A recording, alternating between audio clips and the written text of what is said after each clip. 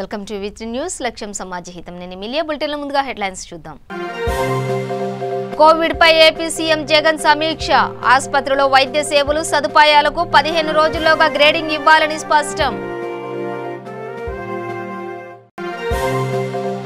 మంత్రులు వైసీపీ నేతలు వాడుతున్న భాషపై మండిపడ్డ అమరావతి జేఏసీ నేతలు ఆడవాళ్లు అని చూడకుండా దూషిస్తున్నారని ఆవేదన. కనకదుర్గమ్మకు మొక్కులు చెల్లించుకునేందుకు వచ్చిన అమరావతి రైతులను అడ్డుకున్న పోలీసులు ఆకుపచ్చ కండువాలు తీసేసి వెళ్లాలని ఆదేశం. రాష్ట్రంలో మహిళలపై దాడులు పెరిగిపోతుంటే శిక్షలు మాత్రం పడడం లేదన్న మాజీ ఎంపీ హర్షకుమార్. జరుగుతున్న దాడుల పట్ల ప్రభుత్వం వెంటనే స్పందించాలని డిమాండ్. మహబూబ్ నగర్ జిల్లా ఎదిరిలో ఆర్టీపీసీఆర్ టెస్టులు ప్రారంభం. ₹1 కోటితో ఏర్పాటు చేసిన ల్యాబ్ ను ప్రారంభించిన మంత్రి శ్రీనివాస్ గౌడ్. ఇక డీటెయిల్స్ చూస్తే రాష్ట్రంలోని ఆసుపత్రులన్నింటిలోనూ మెరుగైన వైద్య సదుపాయాలు అందుబాటులో ఉండాలని సీఎం జగన్ ఆదేశించారు. వైద్యులతో పాటు ప్రమాణాలతో కూడిన మందులు, నాణ్యమైన ఆహారం, శానిటేషన్, వైద్య పరికరాలు, ఆహ్లాదకరమైన వాతావరణం ఉండాలన్నారు. ఆసుపత్రిలో వైద్య సేవలు సదుపాయాలకు 15 రోజుల్లోగా గ్రేడింగ్ ఇవ్వాలని స్పష్టం చేశారు. అన్ని ఆసుపత్రుల్లో ఆరోగ్య మిత్రులను నియమించాలని ఆదేశించారు. ప్రమాణాలతో కూడిన ఔషధాలు, శానిటేషన్, నాణ్యమైన ఆహారం, ఆరోగ్య మిత్రుల నియామకం వంటివి ఖచ్చితంగా అమలు కావాలన్నారు. హోమ్ ఐసోలేషన్ లో ఉన్న కరోనా బాధితులకు మెడికల్ కిట్ అందించడంతో పాటు వారికి వైద్యులు, ఏఎన్ఎంలు అందుబాటులో ఉండాల్సిందేనని స్పష్టం చేశారు. రాష్ట్రంలో కరోనా కేసులు, మరణాల రేటు గణనీయంగా తగ్గుతోందని అధికారులు వెల్లడించారు. కోవిడ్ ఉధృతి తగ్గుముఖం పట్టడంపై జగన్ హర్షం వ్యక్తం చేశారు.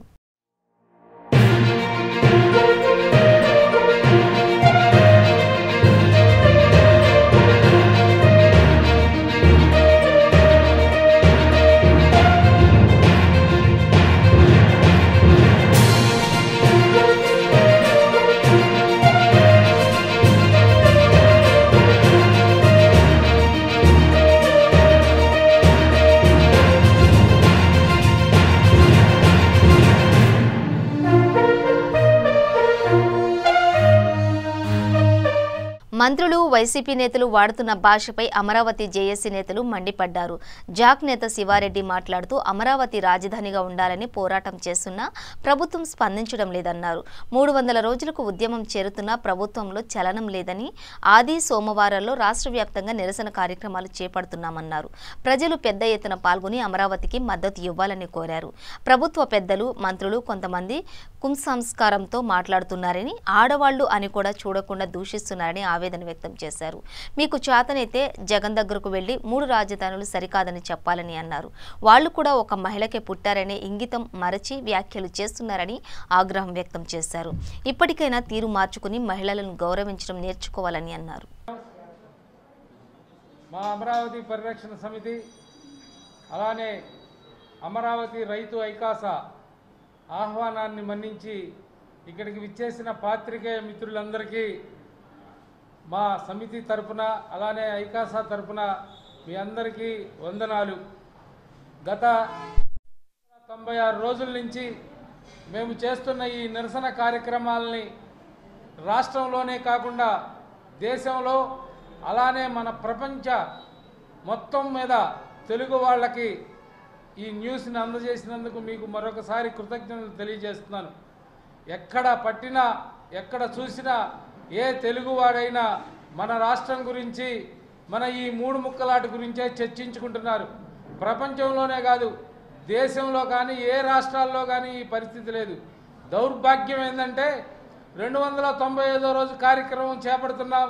300వ రోజు ప్రజలందరికీ ఎప్పటికప్పుడు చేరవేస్తూ ప్రజలకి అవసరమైనటువంటి సమాచారాన్ని అందిస్తున్నటువంటి ఎలక్ట్రానిక్ మీడియా మరియు ప్రింట్ మీడియా ప్రతినిధులందరికీ కూడా మా అమరావతి రాజధాని ఐక్య కార్యాచరణ సమితి తరపున హృదయపూర్వక ధన్యవాదాలు తెలియజేసుకుంటూ అమరావతి రాజధాని పరిరక్షణ మహోద్యమం 300వ రోజుకి అక్టోబర్ 12వ తారీఖు సోమవారం నాడు 300వ రోజుకు చేరుకుంటా ఉంది. నిజంగా ఇటువంటి 300 రోజులుగా ఈ ఉద్యమం కొనసాగిస్తున్నామంటే ఒక రకమైనటువంటి బాధతో, అంటే ప్రభుత్వం ఒక సమస్య మీద 300 రోజులు ఉద్యమం చేస్తున్నా పట్టించుకోకుండా ఆ అంటే అమ్మ, ఆ అంటే ఆంధ్రప్రదేశ్, ఆ అంటే అమరావతి. మన ఆంధ్రప్రదేశ్ ప్రజలందరిది అమరావతి. మన అమరావతిని రక్షించుకుందాం, ఆంధ్రప్రదేశ్ని కాపాడుకుందాం.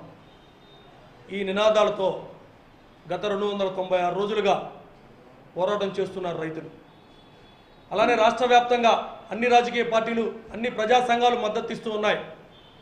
ఇప్పుడే ఒక సమాచారం తెలిసింది, ఎంత దుర్మార్గంగా ఈ ప్రభుత్వం పోలీసులు వెళుతున్నారు అని.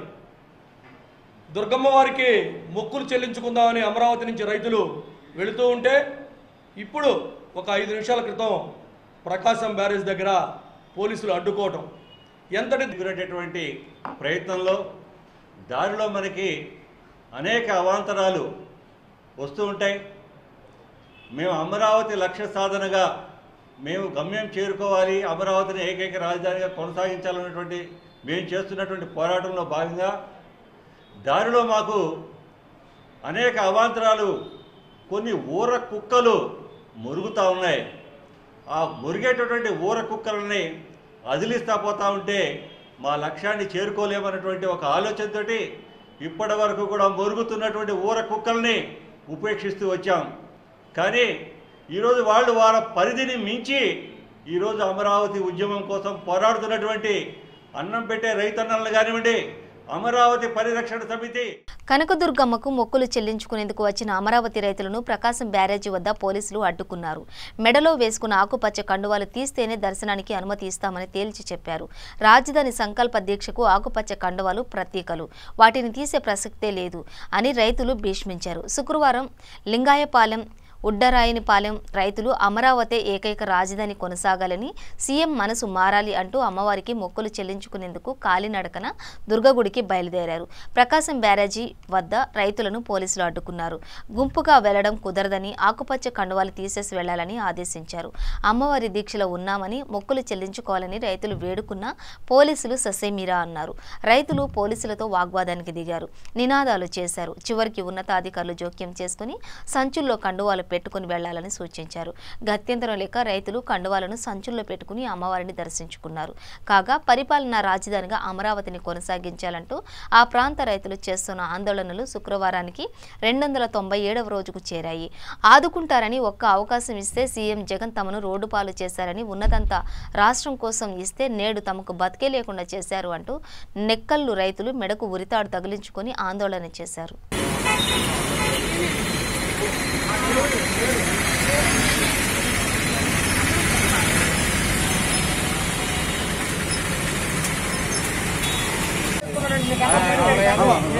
ఓకే, నేను కాదనలేదమ్మా. నీ మాల్ నేను ఏమంటలా, నీ మాల్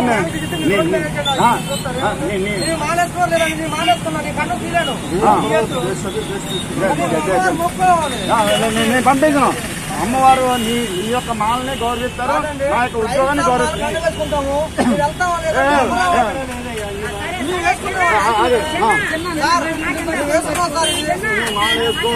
నువ్వు మాల వేసుకో, నేను ఆపేస్తున్నాను. నువ్వు మాల వేసుకున్నావు, నేను ఆపేస్తున్నాను. నా డ్యూటీ నేను చేస్తున్నాను, నువ్వు పని చేస్తున్నాను. నువ్వు లాగిపో, నువ్వు లాగిపోయి కదా, నువ్వు లాగిపో. దండగా నాకు ఇచ్చేయండి అబ్బాయి, లాగిపోతాడు కదా.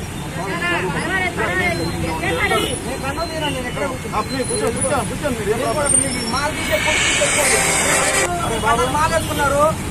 మీరు ఎందుకు చెప్తున్నారు మారా? మరి వాళ్ళు అడ్డం ఎక్కడ కూర్చుంటారు? రైతు మనం మాల్ తీసుకున్నా ఎలా తీయాలి? 50 రోజులు అవుతుంది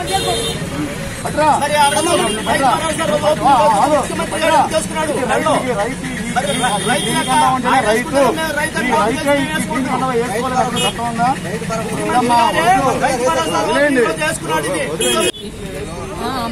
5 కోట్ల ఆంధ్రుల అమరావతి కోసం అండి మేము లింగాయపాలెం, ఉద్దండాయనిపాలెం గ్రామాల నుండి దీక్షలో ఉన్నామండి. 50 రోజుల దీక్షలో. ఆ దీక్ష నుండి అమ్మవారి పొంగల్ తీసుకొని శుక్రవారం అని వచ్చాము. వస్తే బ్యారేజీ మీద వచ్చేటప్పటికి కండవాలు ఉన్నాయని, జెండాలు ఉన్నాయని ఆపేశారండి. అమ్మవారి దగ్గరకు రైతులు వెళ్ళకూడదంట, దీక్షలో ఉండాలి వెళ్ళకూడదంట, అవన్నీ తీసేసి వెళ్ళమంటున్నారు. మరి ఇలా ఉంది ప్రభుత్వం. వాళ్ళు రిక్వెస్టే చేస్తున్నారు, కానీ మేమేమో దీక్షలో ఉన్నాం కదా, ఇవి వేసుకొని వెళ్దామని అనుకుంటున్నాము. మా మగవాళ్ళు ఏమో మరి ఒప్పుకోవట్లేదు. మేము 50 రోజులు అసలు. రాష్ట్రంలో మహిళలపై దాడులు పెరిగిపోతుంటే శిక్షణ మాత్రం పడడం లేదని మాజీ ఎంపీ హర్ష కుమార్ వ్యాఖ్యానించారు. తూర్పుగోదావరి జిల్లాలో మీడియాతో మాట్లాడుతూ గత ప్రభుత్వ హయాంలో ఉన్న పథకాలను మరిన్ని జోడించి ఇప్పుడు జగన్ అమలు చేస్తుందని చెప్పారు. జగన్ కొత్తగా చేసేది ఏమీ లేదని, రాష్ట్రంలో జరుగుతున్న దాడుల పట్ల ప్రభుత్వం వెంటనే స్పందించాలని డిమాండ్ చేశారు. దేశవ్యాప్తంగా మనం చూసుకున్నప్పుడు ఈ అత్యాచారాలు చాలా దారుణంగా ఉన్నాయి. అత్యాచారాలు ఎంత దారుణంగా ఉన్నాయంటే, ఇంకా హత్రాస్లో జరిగిన అత్యాచారం దట్ ఈస్ ది పీక్. అంటే బాధితురాలని శవాన్ని కూడా కుటుంబానికి ఇవ్వకుండా పోలీసులే దహనం చేయడం, అంటే రీపోస్ట్ మార్టం ఫెసిలిటీ లేకుండా చేయడానికి దోహదపడుతుందని చెప్పి పోలీసులే అర్ధరాత్రి 3ంటికి తగలబెట్టాడు. ఇంకా ఎక్కడ చూసినా కానీ అత్యాచార నిందితుల్ని, ఇప్పుడు అత్యాచార నిందితుల్లో బయటకు వచ్చిన కేసుల్ని ఒకసారి మనం చూస్తే, ఒక్క నిర్భయాన్ని వదిలిపెడితే తక్కిన కేసుల్లో ఈ దీంట్లో కూడా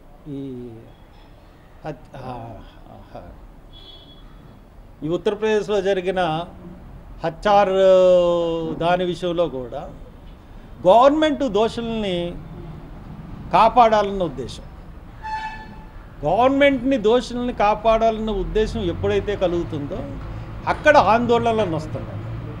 ఇప్పుడు మనం శిరోమండలం చూసాం, మన సీతానగరం రాజమండ్రి పక్కన. ఆ శిరోమండలంలో ఇప్పటివరకు దోషుల్ని అరెస్ట్ చేయలేదు. ఎందువల్లంటే వాళ్ళకి అధికార పార్టీ నాయకుల అండదండలు ఉన్నాయి కాబట్టి, అధికార పార్టీ నాయకులు చేయించారన్న ఉద్దేశం గట్టిగా ఉంది కాబట్టి అక్కడ అరెస్టులు జరగట్లేదు. ఇక్కడ సామూహిక అత్యాచారం జరిగినా కానీ ఆ సామూహిక అత్యాచారంలో పోలీసులు వ్యవహరించిన తీరు బాలేదు. అయినా కానీ ఈ సామాజికవాదులు వెళ్ళి జాయిన్ చేయించి కొంతవరకు న్యాయం చేకూర్చగలిగారు. ఇకపోతే మైనారిటీ అమ్మాయి విషయంలో ఫస్ట్ డేని వెళ్ళి అమ్మాయికి అండగా నిల్చున్నప్పుడు అక్కడ ఎవరంటే అక్కడ చేసిన ముద్దాయిలు ఎవరంటే క్లియర్గా వైఎస్ఆర్సీపీ నాయకులు, వైఎస్ఆర్సీపీ కార్యకర్తలు. వాళ్ళని రక్షించడానికి జరిగిన ప్రయత్నంలో అమ్మాయి తల్లిని నగ్నంగా వీడియో తీయడం, ఆ అమ్మాయి తండ్రిని కొట్టడం, అతనేమో మనస్తాపంతో అతను పురుగుల ముందు తాగి చనిపోవడం, ఇవన్నీ కూడా మనకి చాలా క్లియర్గా కనపడే పరిస్థితి. ఇకపోతే ఈవేళ అనపర్తిలో ఒక వృద్ధుడు 9 ఏళ్ల మంది 6 ఏళ్ల అమ్మాయి 9 ఏళ్ల అమ్మాయి మీద అత్యాచారం. అంటే మనం నిర్భయ చట్టం పెట్టిందా కూడా ఎక్కడా కూడా అత్యాచారాలు ఆగట్లేదు. బట్ దీనికి ఇంకా సరైన చట్టం రావాలి, ఇంకా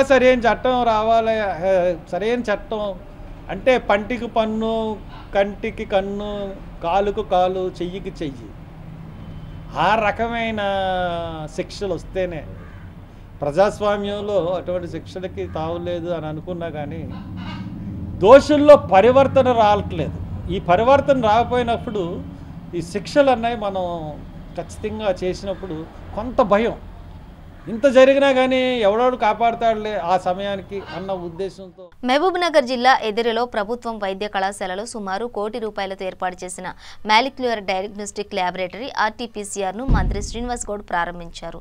ఈ కార్యక్రమంలో municipal chairman Narasimhulu, vice chairman Ganesh, కౌన్సిలర్లు యాదమ్మ, ఆంజనేయులు, జిల్లా collector Venkatrao, additional collector Tejas, Nandalal Pawar, కళాశాల డైరెక్టర్ పుట్టా శ్రీనివాసులు మరియు తదితరులు పాల్గొన్నారు.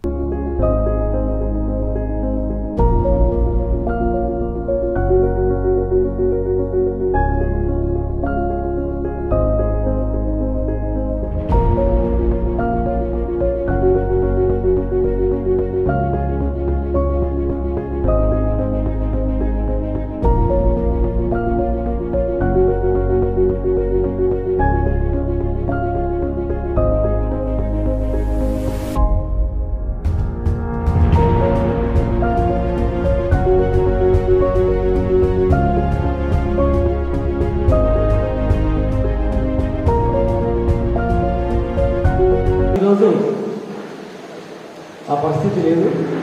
తెలంగాణ రాష్ట్రం వచ్చిన తర్వాత కేసీఆర్ గారు ముఖ్యమంత్రి అయిన తర్వాత ఈ రాష్ట్రంలోనే మొట్టమొదటి కళాశాల మెడికల్ కళాశాల ఇక్కడ తెచ్చి ఒక బ్రహ్మాండమైనటువంటి వాతావరణంలో అద్భుతమైనటువంటి వాతావరణంలో అనుకున్న పీరియడ్ కన్నా ముందు మెడికల్ కాలేజ్ కట్టి దాదాపు 100,000 మందికి స్థానికులకి ఇక్కడ ఉద్యోగ అవకాశాలు కలిగించి హాస్పిటల్ని అభివృద్ధి చేసి హాస్పిటల్ అంటే ఒక భరోసా కల్పించి అతి తక్కువ మంది హాస్పిటల్ ఉండేది ఈరోజు వేల మందికి ఈ జిల్లాలో లక్షల మందికి కూడా మహబూబ్నగర్ హాస్పిటల్ అంటే మహబూబ్నగర్ మెడికల్ కాలేజ్ అంటే హైదరాబాద్ కన్నా better the best hospital the best medical institution అని చెప్పి తెచ్చుకోవాలి. అప్పుడు ఎంసెట్లో కూడా ఎక్కువ మార్కులు వచ్చిన వాళ్ళు వాన్ చూసుకున్న కాబట్టి ఇక్కడ పెట్టుకోవడం 3 సంవత్సరాల్లోనే మెడికల్ పీజీ సీట్ కూడా ఈ కాలేజీ 14 పీజీ సీట్లు తెచ్చుకోవడం ఇలా అంచెలంచెలు వేయడం. తర్వాత నెక్స్ట్ ఈరోజు కడుగు ముందుకు చేసి కరోనా ల్యాబొరేటరీ ఆర్టీపీసీఆర్ ల్యాబొరేటరీ కూడా ఇలా పెట్టుకోవడం 5-6 నెలల క్రితం ఈ రాష్ట్రంలోనే లేదు. పూనాకు పంపించి పూనా నుంచి రిపోర్ట్ తెప్పించుకునేది. కానీ ఈరోజు గాంధీ ఉస్మానియా తర్వాత తెలంగాణ రాష్ట్రంలోనే మొట్టమొదటి ఆర్టీపీసీఆర్ ల్యాబొరేటరీ 1 కోటి రూపాయలతో ఈరోజు ఇక్కడ ఇన్స్టాల్ చేసుకున్నాం. మరి ఏ జబ్బు వచ్చినా ఏ వైరల్ డిసీజ్ వచ్చినా కూడా ప్రతి వైరల్ డిసీజెస్కు ఇక్కడనే మనం టెస్ట్ చేయించుకొని ఇక్కడనే బాగు చేసిన పరిస్థితి అలా తెచ్చుకున్నాం. బయట డబ్బులు పెడదామన్నా ల్యాబొరేటరీ లేదు. మరి ఏ జబ్బు తెలియక అనేక రకాలుగా ఉన్నటువంటి జబ్బులు తెలియక గుర్తించక చనిపోయిన సందర్భాలు చాలా ఉన్నాయి. ఈరోజు మహబూబ్నగర్ జిల్లా ప్రజలకు చుట్టుముట్టు జిల్లా ప్రజలకు కూడా ఒక మంచి శుభవార్త. ఇలా ఆర్టీపీసీఆర్ ల్యాబొరేటరీ ఈ కరోనా ల్యాబొరేటరీ కాదు, ఒక కరోనాకే కాదు, స్వైన్ ఫ్లూ కానీ హెపటైటిస్ బి కానీ సి వైరస్ కానీ అదేవిధంగా హెచ్ఐవి వైరస్ కానీ చాలా రకరకాల వైరస్లకు మన హైదరాబాద్లో ఈ ల్యాబొరేటరీ ఇస్తే తప్ప ఇది ఏ జబ్బు అని చెప్పి గుర్తించేది కాదు. ఏ జబ్బు అని గుర్తించకుండా డాక్టర్ కూడా మందులు ఇవ్వలేడు, గుర్తించండి డయాగ్నోస్ చేయండి ఇవ్వలేదు. కనుక యాక్యురేట్గా ఏ జబ్బు అని తెలుసుకోవడానికి ప్రతి మనిషికి చాలా అవసరం. ఇదే కాకుండా టీబీ వ్యాధి కానీ మెదటి వ్యాధి కానీ ఇంకా అనేక రకాలుగా ఫంగల్ ఇన్ఫెక్షన్ బ్యాక్టీరియల్ డిసీజెస్ కానీ అదేవిధంగా దేశ రాజధాని ఢిల్లీలో టీఆర్ఎస్ పార్టీ కార్యాలయం నిర్మించనున్నారు. త్వరలోనే ఈ భవన నిర్మాణానికి శంకుస్థాపన చేస్తామని టీఆర్ఎస్ అధ్యక్షుడు సీఎం కేసీఆర్ శుక్రవారం ప్రకటించారు. టీఆర్ఎస్ కార్యాలయ భవన నిర్మాణం కోసం ఢిల్లీలోని వసంత విహార్లో 1100 చదరపు మీటర్ల స్థలాన్ని కేంద్రం కేటాయించింది. ఈ మేరకు టీఆర్ఎస్ అధ్యక్షుడి కేంద్ర హౌసింగ్ పట్టణ మంత్రిత్వ శాఖ అధికారి దీనదయాళ్ లేఖను పంపారు. స్థలం కేటాయింపు పూర్తయిన నేపథ్యంలో టీఆర్ఎస్ కార్యాలయ నిర్మాణానికి త్వరలోనే శంకుస్థాపన చేయడంతో పాటు త్వరితగతిన పనులు పూర్తి చేయాలని సీఎం నిర్ణయించారు. సాయంత్రపు వేళ చిన్నగా మొదలైన వర్షం ఆ తర్వాత కొద్దిగా స్పీడ్ అందుకుంది. గంటన్నరకు పైగా దంచి కొట్టేసింది. కుండపోతగా కురిసిన వర్షంతో ఒక్కసారిగా భాగ్యనగరాన్ని వణికించింది. ఏకధాటిగా కురిసిన వర్షంతో ఉద్యోగస్తులు ప్రజలు నరకం చూశారు.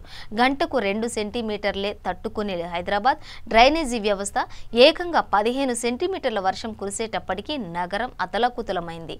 ఇక రోడ్లపైకి వచ్చిన జనం ఇటు అటు కదల్లేని పరిస్థితి నెలకొంది. మరోవైపు రోడ్లన్నీ చెరువులను తలపించాయి. దీంతో ప్రజలు బెంబేలెత్తిపోయారు. ఇక లోతట్టు ప్రాంతాలైతే వర్షపు నీరుతో నీట మునిగాయి. ఇళ్లలోకి నీరు చేరడంతో నానా ఇక్కట్లు పడ్డారు. ఇంకోవైపు డ్రైనేజీలు పొంగిపొర్లాయి. దీనికి అంతటికీ తోడు వాహనాలు కదిలే మార్గం లేక పలుచోట్ల భారీగా ట్రాఫిక్ జామ్ అయింది. ఇదిలా ఉంటే భారీ ఎత్తున పిడుగుల శబ్దాలు హడలెత్తించాయి. అలాగే విద్యుత్ సరఫరాకు అంతరాయం కలగడంతో చీకట్లోనే పలు కాలనీలు బిక్కుబిక్కుమంటూ గడిపారు. Dilsukh Nagar, Malakpet, Chaderghat, Jubilee Hills, Banjara Hills, Shaikpet, Toli Chowk, SR Nagar, Ameerpet, Panjagutta, Erragadda, Borabanda, Kukatpally, Musheerabad, Gandhinagar, Chikkadpally, RTC cross road, Ramnagar, Abids, Afzalgunj, Koti, Purana పూల్లో భారీ వర్షం కురిసింది. ఉద్యోగస్తులు డ్యూటీలకు దిగి ఇంటికి వెళ్లే సమయం కావడంతో వాహనదారులు చాలా ఇబ్బందులు పడ్డారు.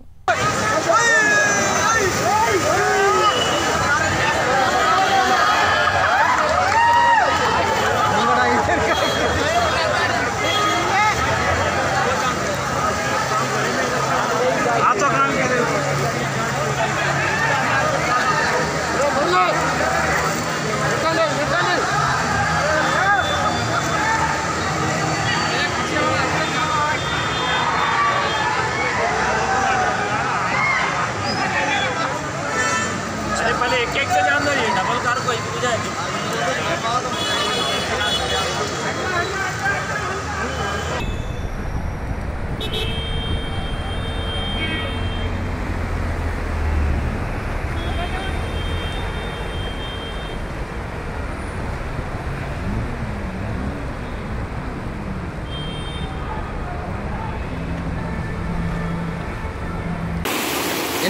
కొట్టడం జరిగింది. ఒక 1 అవర్ కొట్టడం జరిగింది. రమణనగర్ ఎప్పుడు ఇదే పరిస్థితి వాటర్ది. పబ్లిక్ చాలా ఇబ్బంది భయపడుతున్నారు ఈ వాటర్ వల్ల. ఇక్కడ నుండి యూత్ అందరూ వచ్చే వాళ్ళకు పోయే వాళ్ళకు పంపించి చేయడం జరుగుతుంది. ఇది ఢిల్లీ ఇక్కడ ఎంపీ గారు ఎమ్మెల్యే గారు చర్య తీసుకొని దీనికి పైప్ లైన్ వేపించి దీన్ని ఏ విధంగా సాధించాలో చేయాలని కోరుకుంటున్నాను. ఎప్పుడు వర్షం వచ్చినప్పుడు ఇదే పరిస్థితి ఈ ఏరియా. షాపులలో మొత్తం వాటర్ ఉన్నది, చాలా భయంకరంగా వాటర్ వచ్చింది. ఇక్కడ వాళ్ళు ఈ వర్షం వచ్చిందంటే తిండి దిగడం లేకుండా షాపుల పైన ఉండి చూడడం జరుగుతుంది. ఇది కమలానగర్ రోడ్ నెంబర్ 5 వాతావరణం ఇలా ఉండి ఎమ్మెల్యే గారు కానీ ఎంపీ గారు కానీ చర్య తీసుకొని ఇమీడియట్గా దీని గురించి ఆలోచన చేయాలని కోరుకుంటున్నాను. అది షాపులు